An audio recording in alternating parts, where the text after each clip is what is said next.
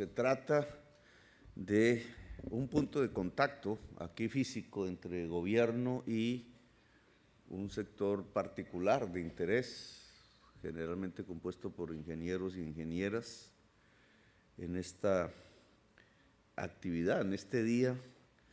Esos puntos de contacto físicos tienen un punto de encuentro o de desencuentro en relación al programa de gobierno.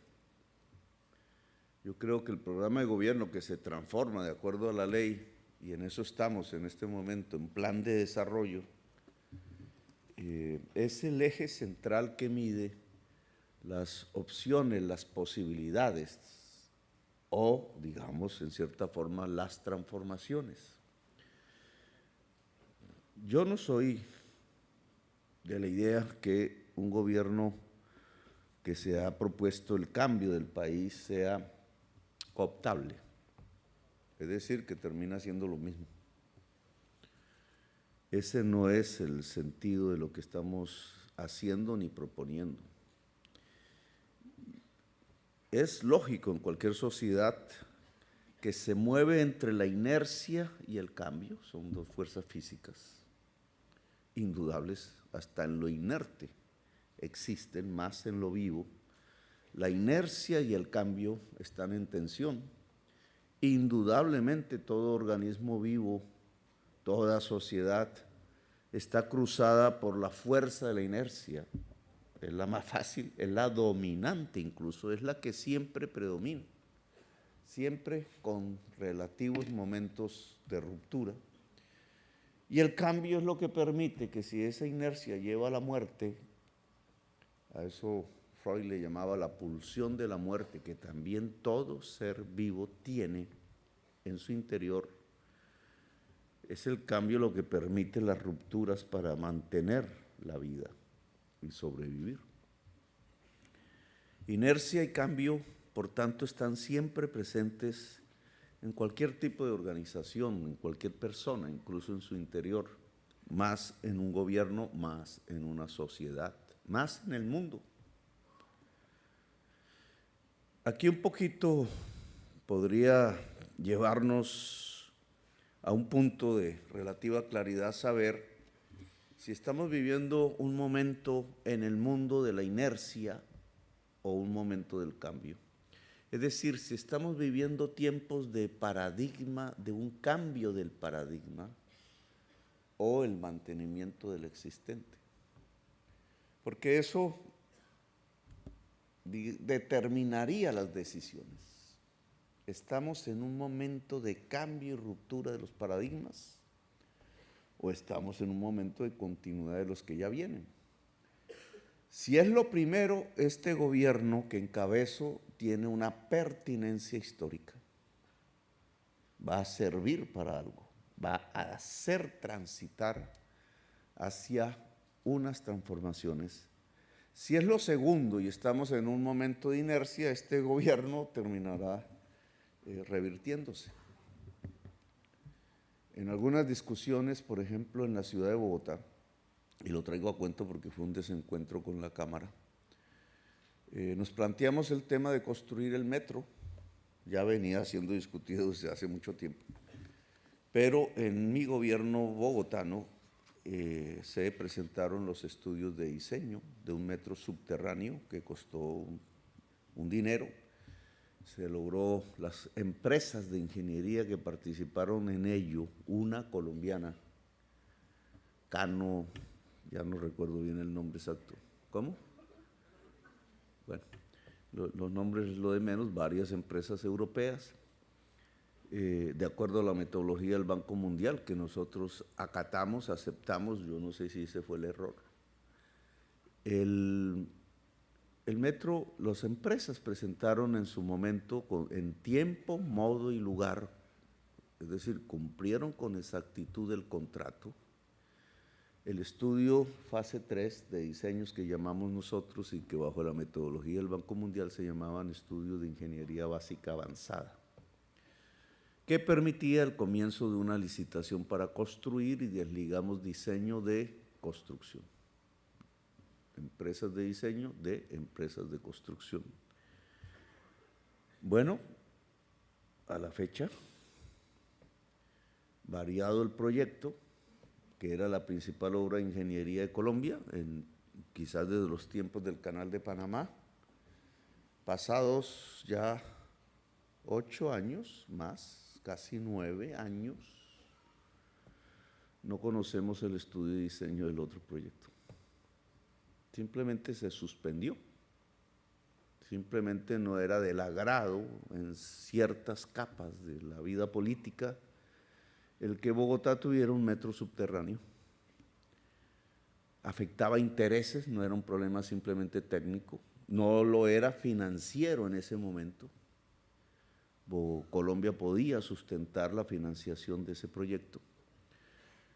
Afectaba unos intereses, una inercia, y era el cambio del modo de transporte fundamental de los ciudadanos y ciudadanas en Bogotá, la capital, una ciudad de 8 millones de habitantes, que se sigue moviendo hoy a partir de un modo de transporte específico que es el bus a diésel. Grandes, eso sí, pero ineficaces.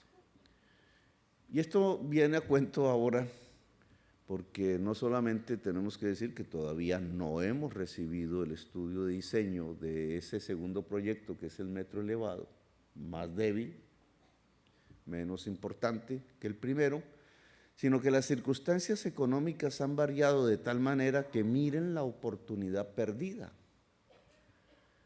El proyecto de 7.000 millones de dólares en ese entonces costaba 14 billones de pesos. Y el proyecto, que todavía no sabemos cuánto vale, si fuese de 7.000 millones de dólares ahora, cuesta 35 billones de pesos. De 14 a 35. Una oportunidad económica perdida definitivamente. Todo por no generar el cambio cuando tocaba y por quedarse en la inercia. Bonito sería saber en el juego, y nos corresponde ahora a nosotros, ya no como alcaldía, sino como gobierno nacional, saber cómo puede encajar ahora un proyecto de 35 billones de pesos en una estructura económica y financiera actual indudablemente más débil que la que teníamos en el año 2013-2014. Esa decisión de mantener la inercia y no producir el cambio en aquel entonces, ¿cuánto le cuesta hoy al país? Tiene que ver con esto de si estamos en la inercia. El gobierno de Bogotá Humana se estrelló con la inercia nacional. No existe de aquel entonces que me invitaron ustedes a un foro de estos, pero como alcalde, no recuerdo la fecha exacta, y que hablamos del tránsito hacia la infraestructura férrea en la ciudad de Bogotá, todas las troncales de tranvías, la primera línea del metro de Bogotá, una inversión que podía sumar de 11.000 a 12.000 millones de dólares en ese entonces. Hoy no existe un metro, no solo el metro, sino un metro físico de línea férrea en uso en la ciudad de Bogotá. Ni un metro. Para no confundirlo con la primera línea del metro, ni un kilómetro. Y yo creo que esa es una de las circunstancias que debería llamarnos a una evaluación de lo que sucede en el país, en términos de infraestructura y sobre todo en términos del cambio del paradigma. Porque si eso es simplemente una inercia que nos mantiene en viejas tecnologías, el país no está avanzando, se está atrasando. Y voy a intentar explicar esto, ojalá con la brevedad del tiempo para no quitarles demasiado. Si vamos un poquito a la teoría antes de pensar en el programa de gobierno, que es el punto de contacto y el diálogo que se puede establecer entre ustedes y nosotros. Se ha venido definiendo, digamos, como fases de la historia de esta forma de producir histórica que es el capitalismo y la industrialización, que lleva aparejado una serie de fases a las cuales se les llama revolución, palabra que se utiliza ahora muy comúnmente. La primera revolución industrial, la segunda revolución industrial, la tercera revolución, y se habla de la cuarta. Mirado teóricamente, esto no es unas fases definidas por economistas, sino por bestsellers de la organización empresarial, que llegan a hablar de la cuarta revolución industrial. Mirado eso un poco más teóricamente, más profundamente, y aquí voy a remitirme a un señor que se llama Rifkin, norteamericano, Jeremy Rifkin. Él dice es una completa equivocación, porque esta definición de fases que llevan hasta la cuarta revolución industrial olvida un elemento fundamental para definir una fase de otra, es decir, un cambio de paradigma de otro. Y por eso la pertinencia de esto que estoy hablando. Dice Rifkin, es que no tiene en cuenta el modo de energía utilizado. El modo de energía utilizado cambiaría la definición de fases de los procesos industriales y productivos del mundo contemporáneo. La tesis de Rifkin es que las fases están definidas por una articulación específica entre un modo de energía y un modo de comunicación. Y así cambia un poco el panorama, no por los números, no por si son 4 o 3 o cosas por el estilo, sino por los paradigmas cambiantes en las estructuras económicas y productivas del mundo contemporáneo. Por ejemplo, sí, teníamos un modo de energía, el vapor de agua al inicio, y un modo de comunicación que surge de la imprenta, los libros, la prensa escrita, etcétera, allá en los inicios de la revolución industrial y durante una buena parte de ella. Es un modo específico que ya no volverá, imprenta y vapor de agua. Y fue sustituido por otro, un cambio de paradigma. Quien se hubiera quedado en el primero y no hubiera avanzado al segundo, se hubiera quedado del desarrollo que llamamos desarrollo o progreso, entre comillas, de la humanidad. Hubiera quedado en el atraso. Las empresas que se hubieran fundado allí y no hubieran dado el salto, hubieran desaparecido, como desaparecieron seguramente muchísimas en ese entretanto. Porque el segundo modo, la segunda forma de articulación entre un modo de energía y un modo de comunicación diferentes, surge cuando tenemos el teléfono, el telégrafo, otra forma de comunicación diferente a la imprenta, y un modo de energía basado en el petróleo, en el carbón y el petróleo, que llamamos las energías fósiles. No hace mucho lo hemos vivido, quizá lo estamos viviendo. El teléfono, el telégrafo, allí el ferrocarril apareció con mucha fuerza, el ferrocarril con la locomotora basada en el carbón, después en el diésel, el petróleo. El mundo del siglo XX es un ejemplo de este tipo de paradigma. Allí han surgido empresas, allí han surgido formas de geopolítica. El petróleo y el carbón, por tanto, se volvieron fundamentales. Y la locomoción, el modo de energía, impulsó la productividad en términos de velocidad. Llámese la velocidad de un carro, llámese la velocidad de una máquina, en forma sustancial, aumentando la riqueza acumulada del mundo y sus formas de distribución y de repartición desiguales también en el mundo. Ahora estamos en otro. Ahora se percibe, y aquí la importancia de lo que quiero dialogar con ustedes, una tercera fase. ¿Será cierta? ¿Nos mantenemos mejor en la segunda en el carbón, en el petróleo, en la velocidad que generan, en las formas de comunicación que tienen, ligados a la vieja telefonía, incluso al telégrafo, un poco más modernos. O pasamos con decisión a entrar a una tercera fase que tiene un paradigma completamente diferente. Bueno, sigue siendo el capitalismo. Es un modo de energía que llamamos ahora limpias, es decir, que nada tiene que ver con el carbón y el petróleo. De aquí la importancia del modo de energía para definir los paradigmas. Nada tiene que ver con el petróleo y el carbón. Y un modo de comunicación diferente al teléfono y al telégrafo es el modo de comunicación digital propio de la banda ancha y del mundo del Internet y la conectividad. Es otro mundo. Es otro mundo que aún no está, que percibimos que puede estar. Hay, digamos, sus precursores.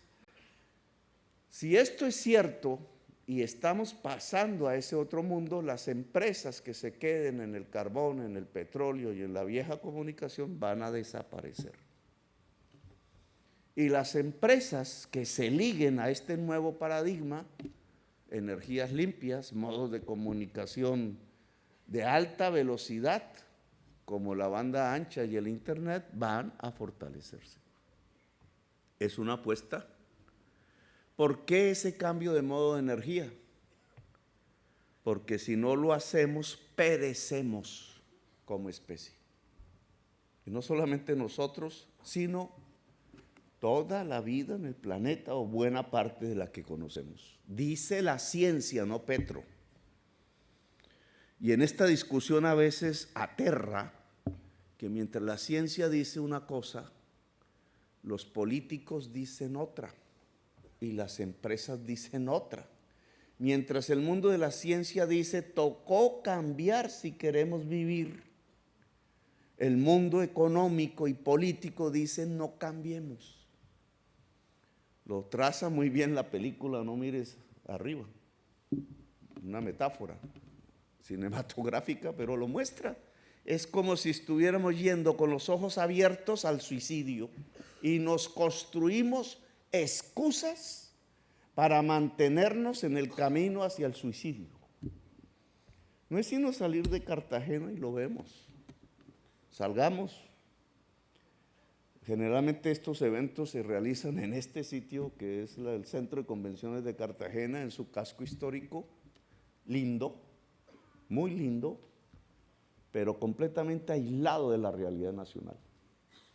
Y a veces me gustaría decirle a los que visitan por primera vez Cartagena, salgamos un poquito, no solos, salgamos un poquito, no es sino ir unos kilómetros al sur de Cartagena, en el departamento de Bolívar, y verán la más grande inundación de los tiempos que nosotros conozcamos de la historia de Colombia. Unos kilómetros al sur. Y verán centenares de miles de personas viviendo entre el agua contaminada. Y si van a La Mojana, un poquito al sur de aquí, y si van hacia el lado del Magdalena, un poquito al sur y al oriente de aquí, o si van al sur de aquí unos cuantos kilómetros, no nos demoramos más de 1 hora de carro. Y encontraremos uno de los desastres climáticos más grandes de la humanidad en este momento, similar al de Pakistán, con 300 muertos, Pakistán suma 1.500, y con 1 millón de damnificados, y con un crecimiento del hambre, y con niños y niñas que se mueren. Y entonces este mundo mágico del Centro de Convenciones se estrella contra una realidad que nos está diciendo en cierta forma, oiga, si no cambiamos vamos a desaparecer. Se construyeron allá carreteras, se construyeron muros de contención contra el agua, se construyó una ingeniería del siglo XX cimentada en el viejo paradigma, billones de pesos, miles de millones de dólares invertidos para vivir mejor para acelerar el progreso, para establecer los caminos del desarrollo, y todo está debajo del agua. Todo está debajo del agua. ¿Qué pasó? Que hay algo en el mundo al cual no le hemos querido prestar atención suficiente, que se llama crisis climática, que cada vez es peor. Por eso el nivel del río Magdalena hoy no tiene parangón en su caudal, en la altura que ha alcanzado de los niveles estadísticos que hay registrados en la historia de Colombia. Tenemos las inundaciones y la ola invernal más grave de nuestra historia. Y continúa, porque vamos por la mitad. El fenómeno de la Niña agravado por la crisis climática. ¿Qué la produce? Se acaban de reunir todos los presidentes del mundo, aparte, y técnicos en Egipto, en un sitio aislado completamente, ya se me olvidó el nombre, el Sheikh, frente a Arabia Saudita, junto al Mar Rojo, en la punta de la península del Sinaí. Ahí se me ocurrió en mi discurso decir que entonces íbamos a presentar un decálogo. De pronto fue un error. ¿Y para qué? Para discutir una serie de temas que tienen que ver en el fondo con la rapidez como la humanidad puede pasar de un paradigma al otro. Somos rápidos, somos lentos. La industria petrolera aquí presente llega allí con 600 delegados a decir seamos lentos. Un poquito más de ganancias, un poquito más de estabilidad de lo viejo, un poquito más del antiguo paradigma. No importa el cronómetro de la vida, alarguemos lo anterior y posterguemos lo nuevo. ¿Qué está en juego? La vida humana. No las ganancias, eso sería discutible. No la geopolítica, eso sería discutible. A veces resuelven los problemas del poder geopolítico a punta de guerras y nos hemos dedicado a la guerra, pero lo realmente que está en discusión es la vida humana. Cuando el fondo de adaptación de la COP de París, que estipulaba 100.000 millones de dólares al año, no se financió. Cuando el nuevo que se propone para pagar daños y perjuicios, imagínense lo que tendrían que pagarnos aquí en Colombia, ustedes, muchos, no ustedes como personas, sino sus países, por el daño que hay. Esto que hay aquí, ese millón de personas pobres damnificadas, sus casas, sus vías, sus carreteras, sus cultivos, están así por un nivel de vida alcanzado en los Estados Unidos, en Europa Occidental y en Japón. Un nivel de vida que si se mide no en dólares per cápita, sino en CO2 emitido, explica la crisis climática. Aquí los daños, esos daños podrían ser en cualquier parte del mundo. Esa resistencia incluso nos lleva, en la COP27 yo llevé a pensar, el fracaso de París, el fracaso de Egipto, tienen que ver con algo en la mente política de las élites mundiales, y es que nosotros, los pueblos del tercer mundo, somos considerados desechables, eliminables. 1933, pero a escala global. No voy a meterme más en esta política, sino a meterme en el nuevo paradigma, porque se trata del cambio. Entonces, si el nuevo paradigma lo que nos traza es un modo de energía y un modo de comunicación diferente, yo lo que invito es a abarcarlo en Colombia, a dar el paso. Algunos me dicen, no sea loco, eso que lo haga Estados Unidos, no Colombia. Si no lo hace Colombia, no avanzamos, nos quedamos como si alguien nos dijera qué es en la máquina de vapor y en la imprenta solamente. No, ¿por qué no podemos avanzar? Implica una nueva realidad de infraestructura, que es el tema que a ustedes los convoca. Una manera de entender la infraestructura quizás diferente a como la entendíamos en las fases anteriores. Para esta es fundamental porque su línea de acción no es simplemente la productividad y la ganancia como fue en las anteriores, muy ligadas a la velocidad, sino que en esta su línea de acción es la vida. La vida, ese es el cambio del paradigma. Quizás tenga que ver con velocidades, pero tiene que ver sobre todo con intensidades, cambios paradigmáticos, con la intensidad de vivir. Y aquí, entonces, ¿en qué nos encontraríamos? Que está escrito en el programa de gobierno, porque el programa de gobierno se escribió bajo esta idea de que nos toca cambiar de paradigma. Por eso este es un gobierno del cambio. Bueno, tiene que ver con cosas un poco de sentido común y de lugares comunes. Tenemos que pasar a la conectividad más amplia en el país. Hemos fracasado en conectividad. El resultado no es bueno. Si se mide la conectividad en tiempos reales, no en tener un celular. Pues así todos tenemos un celular. Incluso hay más celulares que personas. No, ese no es el indicador. El indicador es la banda ancha que una persona promedio puede usar, en términos entonces de conectarse con el mundo y el conocimiento, no solamente de la distracción. Ese indicador es más bajo que el promedio latinoamericano.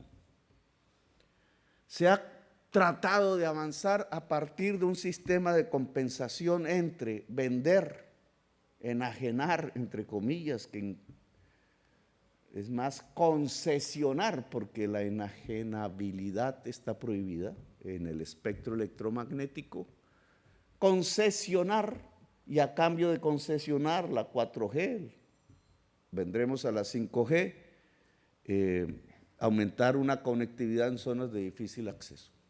Eso ha fracasado en Colombia. Se ha avanzado, para no ser radicales en las expresiones, un poco, pero estamos por debajo del promedio latinoamericano. Si no hay conectividad, no estamos cambiando el modo de comunicación. Luego, no estamos entrando en la nueva fase de la historia económica de la humanidad. Aquí hay un campo.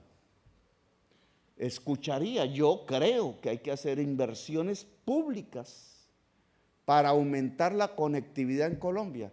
Si lo midiéramos en fibra óptica, y en esto hay diversas opciones tecnológicas, y mirara las vías, el tamaño, la extensión de las vías en Colombia, incluidas las terciarias, 220.000 kilómetros me dio, creo que es una cifra similar a la de ustedes. Debería haber 220.000 kilómetros de fibra óptica. ¿Cuánto tenemos? 22.000, 25.000 kilómetros de fibra óptica. El país está inconectado, desconectado. No estamos avanzando en los términos que se necesitan para la conectividad que nos lleva a la tercera fase de un desarrollo económico en el país. La conectividad. ¿Pueden ustedes ayudar a saltar sustancialmente en coberturas de conectividad en los próximos 4 años? Dejo la inquietud. Energías limpias. El modo de energía, que tiene 2 grandes capítulos, uno ligado al transporte y otro ligado a la forma de vivir.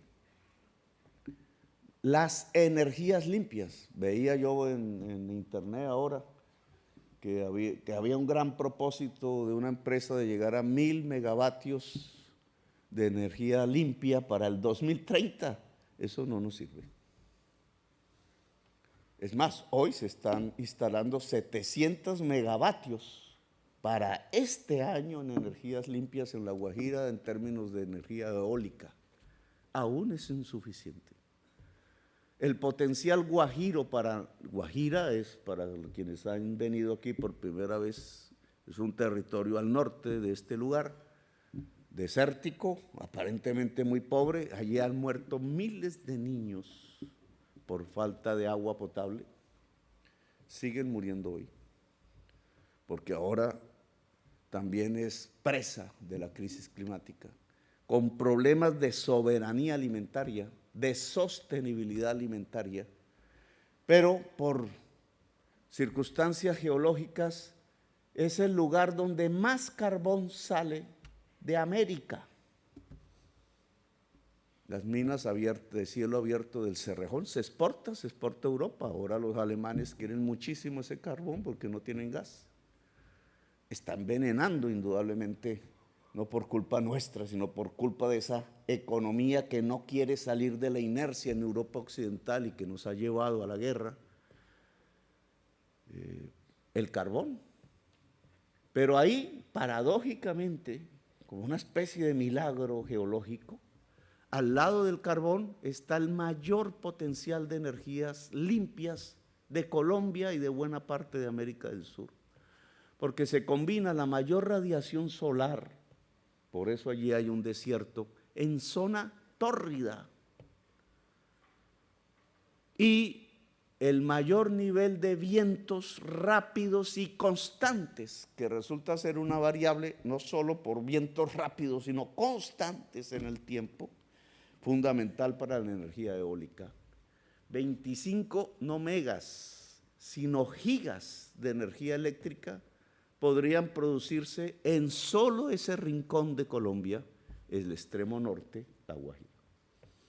Ojalá esta vez no como el carbón, que dejó a los indígenas y a las sociedades aisladas incluso del agua, sino esta vez quizás como un motor por su componente tecnológico de enriquecimiento de la misma comunidad guayú, indígena y guajira. ¿Podríamos desarrollar energías limpias para Colombia de sobra? Si vinculan esa energía limpia al mar, ustedes obtienen el hidrógeno verde. ¿A cuánto costo? Más barato que el europeo,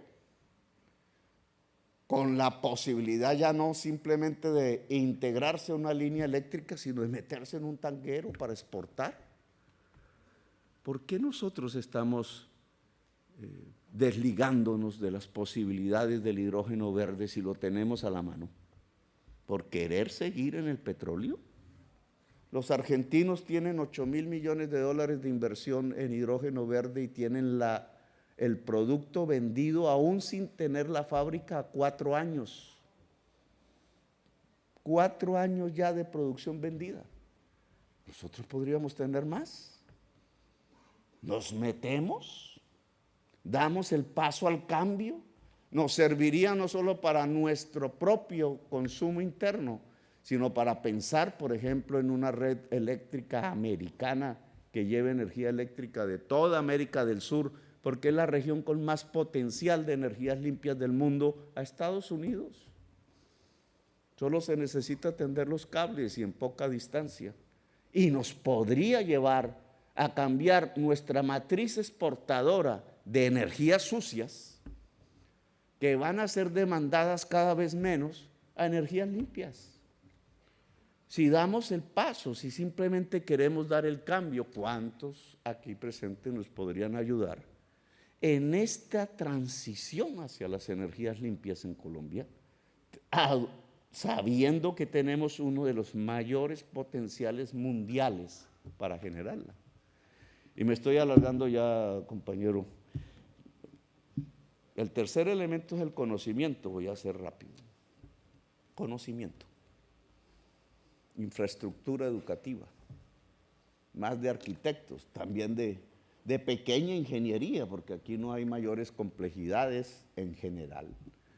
Pero si queremos desarrollar la universidad pública en toda Colombia y saltar los niveles de cobertura de educación superior de la juventud colombiana y lograr que los colegios de secundaria puedan entregar al menos 2 años de crédito de educación superior vocacional, necesitamos infraestructura, que consiste en sedes, rápida, si es instalable, durable, entre comillas, si es de ladrillo y dura, pero aquí hay un campo de inversión que nosotros queremos contratar. No en forma de APP educativa, ojo, en forma de obra pública. Queremos contratar sedes universitarias, colegios que se expandan para brindar en la región colombiana educación superior y acercar la juventud en todo el territorio nacional, hombres y mujeres, a la educación superior en Colombia.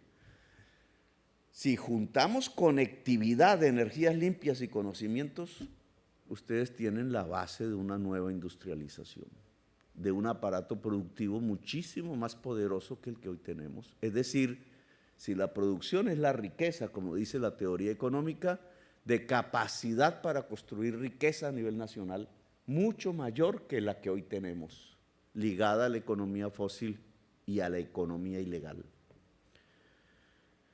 Aquí hay dos modalidades que les propongo: el transporte eléctrico, porque si tenemos energías limpias, la infraestructura de transporte cambia, ministro, cambia necesariamente. Si no es la economía fósil, el carbón y el petróleo, la movilidad se transforma en otra. Si son energías limpias en la red eléctrica, no son las troncales de Transmilenio de Bogotá, el modelo a expandir como modelo de transporte masivo en Colombia. Es otro, es el transporte férreo. Por ejemplo, no necesariamente. Es la electrificación de la movilidad. Incluso si logramos tasas bajas de hidrógeno verde, con hidrógeno verde. La troncal cambia. ¿Cambiará la carretera? Aún no. Aún hoy no. Pero sí cambia la movilidad de la gran ciudad, cambia la movilidad de la moto, cambia la movilidad de la gente. Es un cambio de infraestructuras, de visión de la infraestructura. Entonces, los invitaría como punto de contacto al desarrollo de la movilidad eléctrica en Colombia, con la infraestructura que ello requiere, electrolineras, formas diferentes de troncales en las ciudades, tranvías, metros, si podemos cumplir nuestro sueño de hace décadas, por lo menos en la ciudad de Bogotá, y no se embolata otra vez. La movilidad eléctrica da unas posibilidades de construcción ya industrial de vehículos eléctricos, de baterías, de autopartes específicas. Colombia podría ser el centro de la metalmecánica y de la producción automotriz eléctrica de América del Sur, si queremos y damos los pasos hacia ese mundo. Las coberturas de energía eléctrica para la movilidad obviamente tendrían que aumentar, pero este es un espacio de diálogo con ustedes. ¿Lo hacemos? Juan Martín propuso una obra que es un poco un sueño, que yo la puse en campaña, que es ligar el Pacífico con el Atlántico para atraer parte de la carga que se mueve en el mundo a financiar nuestro sistema férreo, porque nuestra propia carga no logra financiar nuestro sistema férreo. La figura es la concesión, o APP si se quiere, que es una derivación. Pero si nosotros ligamos Pacífico con Atlántico, hacemos un bypass al Canal de Panamá, que está congestionado. Luego hay una carga que podría estar disponible para financiar el bypass. No lo podemos hacer con nuestros recursos escasos, pero ahí está. Y si, como usted bien dice, y no lo dice el modelo de multimodal que hicieron hace unos años, porque ese destruye la selva amazónica.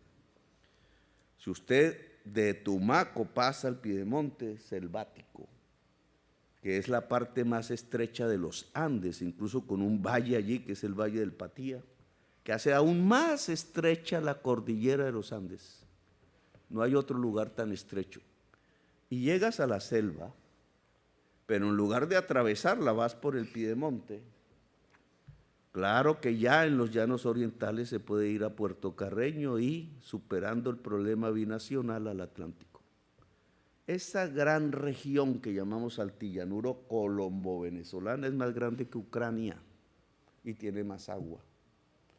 Y no es bloqueable como Ucrania, que la Turquía hace así y quedó cerrada, o los rusos, sino que esta está entre el Océano Pacífico y el Océano Atlántico. E indudablemente sería una nueva Colombia, con cualquier posibilidad de desarrollos agrarios, agroindustriales, alimenticios, no solo para Colombia, sino para la humanidad. Esa línea férrea, como en tiempos de los norteamericanos, podría abrir quizás una de las últimas zonas de expansión de la frontera agraria del mundo. ¿Cuánto vale? Estoy de acuerdo, nosotros podemos hacer el estudio, financiarlo. Podríamos tener ese referente, quizás no sea nuestro gobierno, quizás son varios, pero aquí una iniciativa privada que pensase en estos términos de lo que significa la alimentación en tiempos de la crisis climática en el mundo, podría perfectamente encontrar que es absolutamente rentable. Ese proyecto sería el proyecto de la construcción de una nueva Colombia, no es un invento mío, muchísimos presidentes han hablado al respecto. Todo el mundo ha percibido en el fondo que ahí hay una opción, es que es a donde llega el agua y está entre los océanos. ¿Cómo no vamos a utilizar ese espacio hoy muy poco poblado para construir las posibilidades de una Colombia indudablemente mucho más poderosa que la que tenemos en términos de vida? No es una invitación a ver si hay petróleo debajo, es una invitación a producir alimentos y a industrializarlos. Pero ¿qué tan necesarios serían en los próximos 15 o 20 años comparativamente? Es la posibilidad de articularnos al mundo desde un punto de vista positivo. ¿Cuánto vale ese proyecto si es tierra plana? Sí, como todos sabemos, un ferrocarril es más barato en tierra plana que una carretera. Y eléctrico, es decir, con baja emisión CO2, que no tendría una carretera bajo las actuales circunstancias. Y dejo estos temas, iba a hablar del turismo, pero ya me alargué demasiado, no se trata de explicarles todo el plan de desarrollo. Sí quisiera un punto final. La ingeniería que se ha usado hoy en Colombia hace agua frente a la crisis climática. Un tema a reflexionar, indudablemente. Mencionaba cómo billones de pesos de obras de infraestructura dedicadas específicamente a controlar el agua para evitar nuevas incidencias negativas y destructivas ha fracasado. Hoy todas esas obras están bajo el agua. Billones de pesos, esa evaluación económica habrá que hacerla. La misma gente que se inundó en el año 2010, que es como nuestro evento más cercano en la memoria, durísimo en esa época, hoy otra vez está inundada.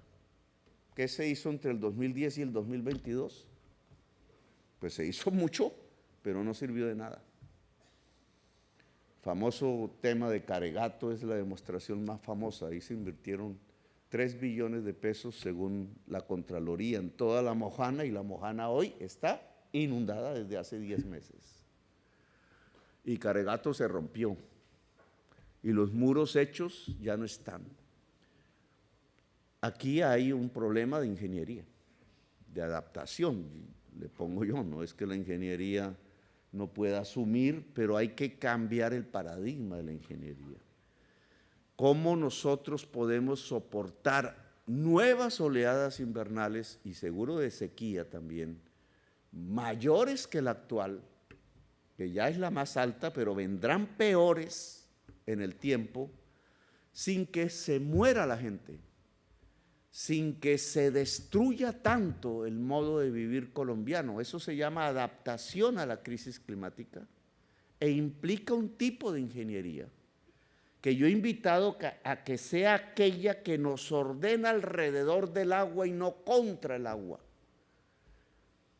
que es una visión diferente del ordenamiento territorial que usted exploró bien en la ley de ordenamiento territorial, pero que no tenía en cuenta, en ese entonces no se discutía, el tema del riesgo en el ordenamiento territorial, el mapa de riesgo climático y por tanto lograr que no viva gente dentro de los mapas de riesgo, en las ciudades o en el campo. Una nueva ingeniería aquí es necesaria y me gustaría que la Cámara invitase a un foro internacional, ojalá, que hiciera irrumpir estas ideas que ya hay en el mundo con desarrollos. Los holandeses ya dejaron de cuidar, de pensar en que pueden detener el mar, pero entonces tienen otras, hay otras formas.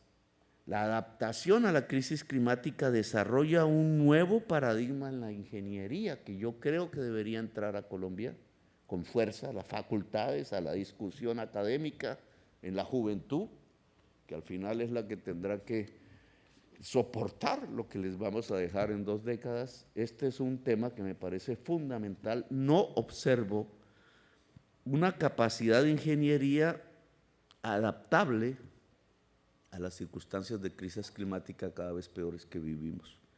Y finalmente, un último tema, la contratación estatal. Usted tiene razón, yo me he estrellado ya con esa realidad. El sistema de contratación estatal está hecho para privilegiar grandes capitales, concentrar la economía en todos los aspectos, incluidas las obras públicas y la infraestructura. Una transformación que hay que hacer es cambiar esa normatividad, parte es nuestra, parte es de la ley, hay que hacerlo en ambos campos, que permita una democratización de la contratación estatal en Colombia. Hoy es casi imposible contratar una acción comunal para que entregue comida a la gente de su barrio, en un tema tan simple, casi imposible. Porque tiene que tener el K, no sé qué, el NIT, el RUT, el si sé cuándo, no sé qué, el flujo de recursos, la demostración contable de cuánta plata tiene una junta de acción comunal. Digamos, le están diciendo al organismo de base económico pequeño de la población, le están diciendo que no pueden contratar con el Estado. Eso no puede ser así. El Estado debe proteger ese tipo de economía, porque de allí incluso surge lo más. Entonces, en términos de ingeniería también hay que hacerlo, porque la gran contratación estatal lleva casi siempre a unos peligros de corrupción, a lo que llamamos los carteles, y a la concentración rápida vía cooptación de los políticos de la contratación del Estado, como ha estallado en muchos de los escándalos conocidos en Colombia y en América Latina, como el caso de Brecht, por ejemplo, pero hay muchísimos más. Si nosotros pensamos más en la democratización de la contratación estatal y de las compras del Estado, podríamos lograr menos niveles de corrupción, no digo que se acaben, porque también en lo pequeño lo hay, porque ya se volvió una cultura, pero el riesgo disminuye y la capacidad de control puede aumentar. Y las posibilidades de un desarrollo mucho más poderoso de la